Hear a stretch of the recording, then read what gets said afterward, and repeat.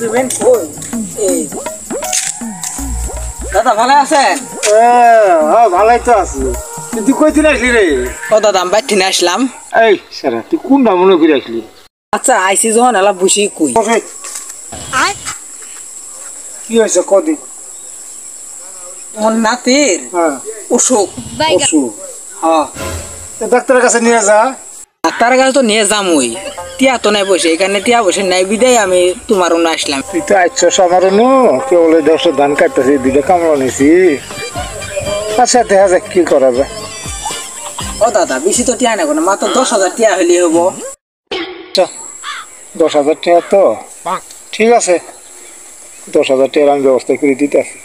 ও দাদা আমি যে 1 লাখ টিয়া পাই ওই টিয়া মেন কার্ডও মেন আবার তোমার নাতি চিকিৎসা করে নাই গো না ওইটা মেন আবার কার্ডও মনে করছিস কেটে দিন এই শালা আবার পেঁয়াজ খাওয়া বন্ধ করতো যদি না দিই শালা যে পাজি শালা নাতি ডেটা ধরে শালা এরই তো মধ্যে মধ্যে মারে। এখনো যদি না করি তো শালা যে আরো বাড়ি ফেলাবো।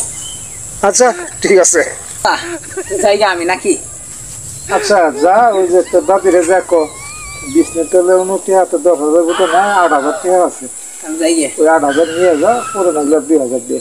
আচ্ছা ঠিক আছে। আচ্ছা যা।